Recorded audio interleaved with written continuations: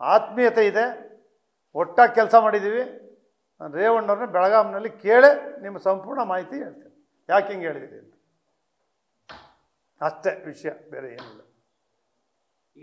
ಧನ್ಯವಾದಗಳು ತಮಗೆಲ್ಲ.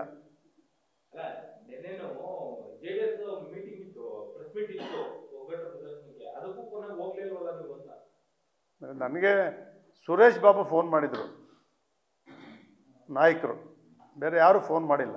ಸುಮ್ಮನೆ ನಾವು ಕರೆದೋ ನೋಡಪ್ಪ, ನನಗೆ ಚುನಾವಣಾ ಸಂದರ್ಭದಲ್ಲಾಗಲಿ ನಾನೇ ಪಕ್ಷದ ಮೀಟಿಂಗ್ಗಳಿಗೆ ನಾನೇ ಕರಿತಿದ್ದೆ. ಮಹೇಶ್ ಅವ್ರು ಕರಿತಿದ್ದೆ, ಪುಟ್ಟರಾಜ್ ಅವ್ರು ಕರಿತಿದ್ದೆ, ನಮ್ಮ ನಾಗಮಂಗಲ ಸುರೇಶ್ ಗೌಡನ ಕರಿತಿದ್ದೆ, ಎಲ್ಲ ಕೋರ್ ಕಮಿಟಿ ಇದ್ದರು. ನಾನೇ ದೂರವಾಣಿ ಮಾಡಿ ಅವ್ರನ್ನೇ ಕರಿತಿದ್ದೆ. ಅವ್ರು ಯಾರೊಬ್ಬರು ನನಗೆ ಮಾತಾಡಿ, ಅವರೆಲ್ಲರೂ ನನಗೆ ಗೊತ್ತಿಲ್ಲ, ನಾವೆಲ್ಲ ಚೆನ್ನಾಗಿದ್ದೀವಿ, ಎಲ್ಲ ಸ್ನೇಹಿತರೆ. ಅವರು ಕೂಡ ಯಾವತ್ತೂ ನನಗೆ ಮಾತಾಡ್ಸಿಲ್ಲ, ಪಕ್ಷದ ವಿಚಾರದಲ್ಲಾಗಲಿ ಚುನಾವಣೆ ವಿಚಾರದಲ್ಲಾಗಲಿ. ಮತ್ತೆ ಪದೇ ಪದೇ ಸ್ಪಷ್ಟಪಡಿಸ್ತೀನಿ, ಯಾರು ಕೂಡ ನನ್ನ ಕಾಲ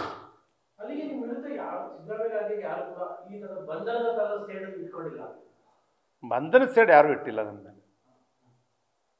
ಆ ರೀತಿ ನಾನು ನಡ್ಕೊಂಡಿಲ್ಲ. ಹಾಗಾಗಿ ಬಂಧನದ ಸೇಡ್ ಆಗೋ ಮಟ್ಟಕ್ಕೆ ನಾವು ಮಾಡಿಲ್ಲ, ಅವರು ಯಾವ ರೀತಿ ಪ್ರಯತ್ನ ಮಾಡಿಲ್ಲ.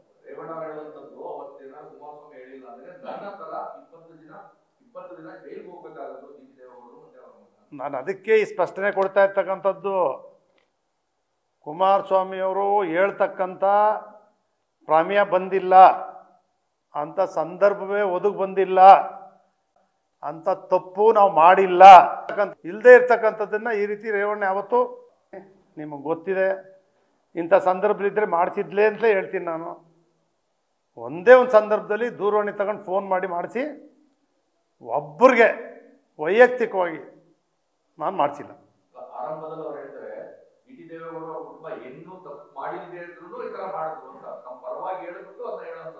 ನಾನು ಅದನ್ನೇ ಹೇಳ್ತೀನಿ, ಅದನ್ನೇ ಹೇಳಿದ್ದಾರೆ ನೋಡಿ. ಇಲ್ಲೇ ಅವ್ರ ಮಗ ಅವರು 20 ದಿವಸ ಇರಬೇಕಿತ್ತು, ನಮ್ಮಂಗೆ ಜೈಲಲ್ಲಿ ಅವರು 20 ದಿವಸ ಇರಬೇಕಿತ್ತು ಅಂತ ಹೇಳ್ತಾರಲ್ಲ, ಆ ಸನ್ನಿವೇಶ ನಮ್ಮ ತಂದೆಗೆ, ನನಗೆ, ನನ್ನ ಮಗನಿಗೆ 3 ಜನಕ್ಕೂ ಬಂದಿಲ್ಲ, ಬರೋದು ಬೇಡ ಅಂತೇಳಿ ದೇವರಲ್ಲಿ ಪ್ರಾರ್ಥನೆ ಮಾಡ್ತೀನಿ.